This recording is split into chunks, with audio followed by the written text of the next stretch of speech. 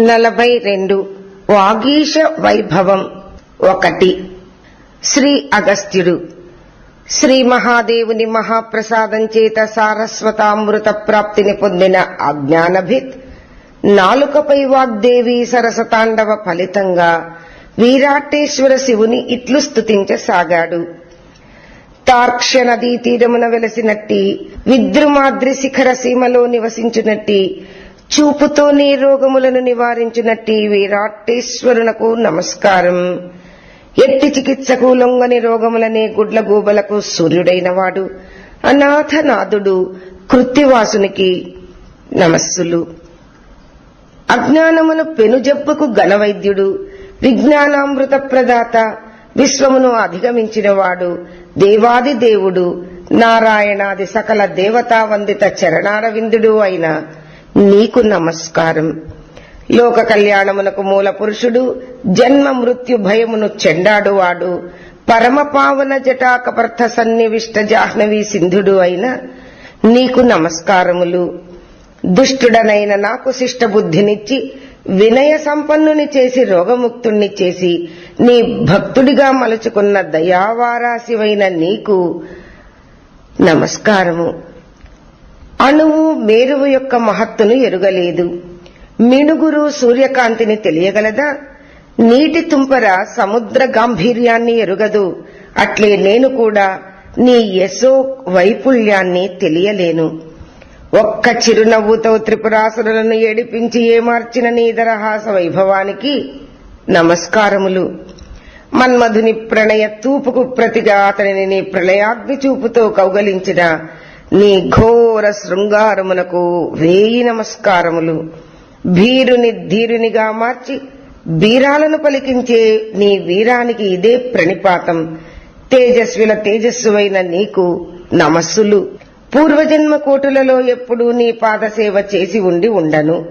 అందుకే ఈ జన్మలో దుష్ట సంప్రదాయములను సాంగత్యములను ఆశ్రయింపచేశావు. ప్రభు, నీ ఎడల మహాపచారము చేసిన నన్ను మన్నించి నీకు విధేయురాలైన నా సోదరిని ఆశ్రయించునట్టి సద్బుద్ధినిచ్చావు. విభు, నేను జన్మలకు భయపడను. నీ పాదపద్మములు నాకు సదా జ్ఞాపకముంటే చాలు. ఈ ఒక్క వరము ఇవ్వు తండ్రి. మహాతేజ, నీ స్మరణయే నాకు మహాభాగ్యం. ఇది నిజము. ఇలా ఆశుతోషుడైన శివుని ఆశువుగా స్తుతించి అశ్రుపూరిత లోచనుడై మాట పెగలక మౌనం వహించాడు. అప్పుడు రసనాపతి అయిన అజ్ఞానభిత్ను ఉద్దేశించి అశరీరవాక్కుగా మహేశ్వరుడు ఇట్లు పలికాడు. భక్తుడా, నీ స్తోత్రంతో నేను తుష్టుణ్ణి అయ్యాను. నా యందలి భక్తిచే నీవు కృతార్థుడవు, జిన సాంగత్యము వదిలి పవిత్రుడవు అయ్యావు. విశుద్ధ వాక్కులతో నన్నెల్లప్పుడూ స్తుతించు. అదే నాకు ప్రతి, అదే నీ జన్మకు సాఫల్యము. నీ జిహ్వపై నవనవోన్మేషశాలిని అయిన భారతీదేవి అహర్నిశము ఆనంద నృత్యం చేస్తుంది. అందుచే నీకు వాగీశుడు అనే పేరు కలుగుతుంది. నన్ను స్మరిస్తే చాలు, నిన్ను రక్షిస్తాను అని విరమించాడు. తరువాత వాకీశుడు అక్క వద్ద సెలవు తీసుకుని తీర్థాటనాపరుడై బయలుదేరాడు. అతడు ఊరు దాటకయే అతని పేరు దేశ దశ దిశలా వ్యాపించింది. అతనిని సాగనంపుతూ, అక్క, తమ్ముడు, నీ శూలబాధ ఇక్కడ వేంచేసి ఉన్న శివ సన్నిధిలోనే కదా తగ్గినది. ఇది సిద్ధక్షేత్రము. ఇక్కడ చేసిన కొద్దిపాటి శివసేవ అపార ఫలప్రదమవుతుంది. కాబట్టి నీ సేవను ఇక్కడే ప్రారంభించి ఆపై ఇతర క్షేత్రములకు ఏగవచ్చును అని ప్రియమారా ఆనతీయగని వాగీశుడు దయావతి అయిన ఆమె మాటను శిరసా వహించాడు. ఆమె పాదాలను తాకి వీరటానేశ్వర స్థానాన్ని చేరాడు. ప్రాంగణమంతా దట్టంగా అల్లుకుని ఉన్న గడ్డి, తీగలు, మొక్కలను తన వద్ద ఉన్న పనిముట్టుతో వేళ్లతో సహా పెరగివైచి ముళ్లను ఏరివేశాడు. శైవ సనాతన ధర్మస్థల ప్రాంగణమైన ఆర్షభూమిపై పెచ్చరిల్లిన పాషండ మతాలను సమూలంగా నాశనం చేయు ఉద్యమమునకు నాంది ఇది. తరువాత అతడు వీరస్థానేశ్వరుని స్తోత్రం చేయుట ఆరంభించగానే దేవతలు పుష్పవర్షం కురిపించగా లోకమంతా ఆశ్చర్యంతో తిలకించింది. జన్మతః శూద్రుడైన అతనిని బ్రాహ్మణులు యతులు కూడా పూజించసాగారు.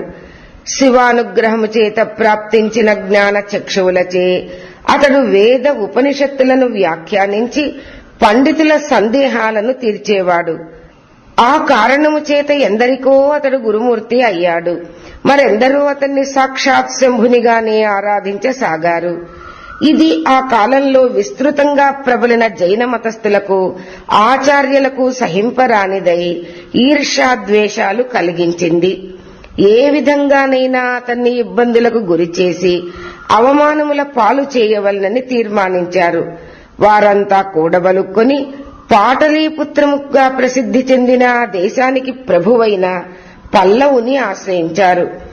అతడు జైన మతస్థుడు. వారు అతనితో, ధర్మసేనుడు కపట బుద్ధితో జైన మతమును ప్రవేశించినది మన పాండిత్య సర్వస్వాన్ని సంగ్రహించుటకే. అది పూర్తి అయిన పిదప వ్యాధి నటించి మేము కుదర్చలేకపోయామని అసత్యం చెప్పి తిరిగి శైవ మతస్థులను చేరి మన సంప్రదాయాన్ని దూషించుట ఆరంభించాడు. అతనికి కఠిన శిక్ష విధించవలసింది అని విన్నవించారు. వారి మాటలను నమ్మి పల్లవుడు కొందరు భటులను పంపగా వారు వీరాటేశ్వరాలయంలో ధ్యానావస్థలో ఉన్న వాగీసిని బంధించి తీసుకుని పోవుచుండగా సోదరి తిలకావతి శోకార్తయై సజ్జన శరణ్యుడైన శంకరుణ్ణి రక్షణకై ప్రార్థించింది. రాజభటులు వాగీసును దుర్భాషలాడుతూ రాజు సమక్షంలో నిలబెట్టారు. పల్లవుడు జైనాచార్యులతో ఇతడికేమి శిక్ష విధించవలనో నిర్ణయించండి అనగా వారు సున్నపు బట్టీలో పారవేయండి అని బదులిచ్చారు. భటులు వాగీసుని కుతకుత ఉడుకుతున్న సున్నపు బట్టీలో దింపి ద్వారాన్ని మూశారు. సాధారణ వ్యక్తులు కొద్ది గంటలలో ఎముకలతో సహా సున్నంగా మారిపోవుదురు. వాగీసుడు పచ్చకర్పూరం చందనగంధం కలిపిన ముద్ద మధ్యలో తానున్నట్లు తన శిరోమధ్యంలో చంద్రరేఖ ఉండి దాని నుండి ప్రసరించే చల్లని సుధారసంతో తాను ఆపాదమస్తకం తర్పణం చేయబడుతున్నట్లు, తాను అజరామరుడైనట్లు, ఆకాశం వలె స్వచ్ఛుడు నిరామయుడు అయినట్లు భావించుకొని అవిరళమైన శివోహం తాత్పర్యము చేత శివునితో ఏకీభావము అనుసంధించుకొన్నాడు. ఆ సున్నపు ఘాటు అతనిపై తన ప్రభావాన్ని చూపలేదు. ఆనందాతిరేకముతో అతడు పరమేశ్వరుణ్ణి 10 ద్రావిడ గేయములతో గానం చేశాడు. ఆ గానామృత రసవాహినిలో సున్నము తన స్వరూపాన్ని కోల్పోయి అప్పుడే అరగదీసిన చందన పంకంలా మారిపోయింది. అతనికి ఆకలి తప్పులు కూడా తెలియలేదు. ఇలా 7 రాత్రులు గడిచిన తరువాత రాజు అతని ఆకారాన్ని చూచుటకు వచ్చి తలుపు తెరిపించగా సుగంధ పరిమళములు మలయమారుత వీచికల మధ్య హాయిగా సేద తీరుతున్న వాగీసుడు కనబడ్డాడు. పరివారంతో సహా రాజు మహాశ్చర్యంతో స్తబ్దుడైనాడు. ఆ వింతను చూచిన జైన ఆచార్యులకు నోరెండిపోయి మాట రాదాయే. రాజు ఇతడు ఏ విధంగా ఈ వేడిని తట్టుకున్నాడు అని అడుగగా జైనులు తమలో తాము కూడబలుక్కుని, వీడు మన మంత్రముల శక్తితోనే ఇది సాధించాడు, ఇతనికి విషాహారమునిప్పించండి మహారాజా అని సమాధానమిచ్చారు. వెంటనే కాలకూటం విషం కలిపిన పాయసాన్నం తెప్పించారు. అది తిని ఆకలి తీర్చుకో అని శివభక్తునికి ఇచ్చారు. వాగీసుడు అది గ్రహించి భూమి నీరు అన్నమై, అగ్ని వాయువు భోక్తలై, శూన్యమైన ఆకాశము సాక్షిభూతంగా ఉండగా, ఈ పంచభూతములు శివుడే అయి ఉండగా ప్రత్యేకించి శివుడు తానుగా తినవలసింది ఏమున్నది, అటువంటి శివుడనే నేను అని శివస్వరూప ధ్యానానుసంధాతయ్యై పరమానాన్ని ఆరగించాడు. హాలాహలం తాగిన నిరంజనుడైన శివుని కంఠంలో మాయని మచ్చ ఏర్పడి నీలకంఠుడైనాడు. కాని ఇక్కడ ఆయన భక్తునికి విషము జీర్ణమై నిశ్శేషమయ్యింది. ఇది శ్రీ శివభక్త విలాసము. ఇక ఏనుగుల చేత తొక్కించమన్నారు మూర్ఖ జైనులు.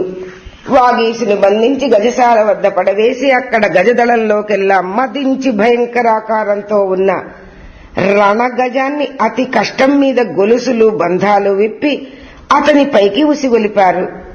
మదపుటేనుగు ఒక కల్లోలం సృష్టించింది. మావటి వాళ్ళని రక్షకులని క్షణంలో మట్టి కరిపించింది.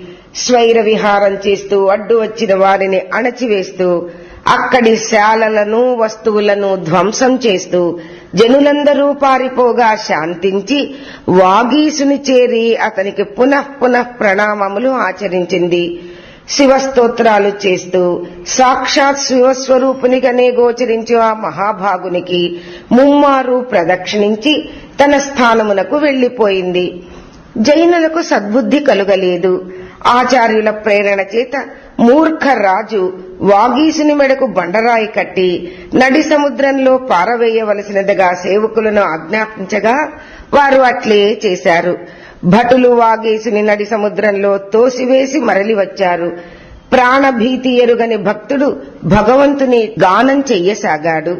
సమస్త దేవతలలోనూ ప్రముఖుడైన పరమేశ్వరుడు సకల వేదాంగాది శాస్త్ర గీతా వైభవము సాక్షాత్ శివుడే అయినచో అర్హతులచే కట్టబడిన ఈ బండ నీటిలో తేలవలెను. నమః శివాయ అను పంచాక్షరియే నాకు సహాయకారి. ఈ భావములు పొంగునట్లు ద్రావిడ దశకాన్ని గానం చేశాడు. దానితో గుదిబండయే నావయ్యి అతనిని ఒడ్డుకు చేర్చింది. సముద్ర దేవత అతని ముందు ప్రత్యక్షమై అంజలించి నవరత్న రాసులతో అతన్ని అభిషేకించి అర్చించాడు. ఇంకా నీ పాద స్పర్శ చేత నేను పవిత్రుడనై తీర్థభూతుడనయ్యాను. శివభక్తులు పర్వతాలను భేదించగలరు, సముద్రాలను ఆపోసనం పట్టగలరు, భూమ్యాకాశముల స్థానములను మార్చివేయగలరు. బ్రహ్మేంద్రాది పదవులను గడ్డిపోజగా భావించే అట్టి శంకర కింకరులు ఘటన సమర్థులు అని పరవశంతో స్తుతించి సముద్రుడు తిరోహితుడయ్యాడు. బంధ విముక్తుడైన వాగీసుడు అక్కడి నుంచి ప్రయాణించి తిరిగి సోదరిని కలిశాడు. అతని కష్టములను విని ఆమె అతనిని సేదదీర్చి అనునయించి సత్కాలక్షేపం చేయించి వీరాట్టేశ్వర సన్నిధికి పంపింది. అతడు అక్కడ దేవదేవుని అమృతోపమానమైన సూక్తులతో స్తుతించి స్థిమితపడ్డాడు. వాగీసుని వేధించిన పల్లవరాజు ఒక వింత జప్పుకు గురై కృంగి కృశించి పరుగున అతడు ఉన్న చోటు చేరి అతని పాదములపై పడి అశ్రుతర్పణము కావించాడు. విచిత్రముగా అతని మాయ రోగము మాయమైంది. అతడు మరలా శరణు వేడుచు కర్తవ్యమును ఉపదేశించమని బ్రతిమలాడాడు. వాగీసుని ఆదేశము మేరకు దేశములోని జైనులందరూ బహిష్కరించి కదలని వారిని పట్టి శూలారోపం చేసి మొత్తం మీద ఆ పాషండ దుర్వాసనను ప్రక్షాళనం చేసి తాను శైవ ధర్మము స్వీకరించి శైవ వైదిక ధర్మమును స్థిరంగా నెలకొల్పాడు. ఓం తత్సత్.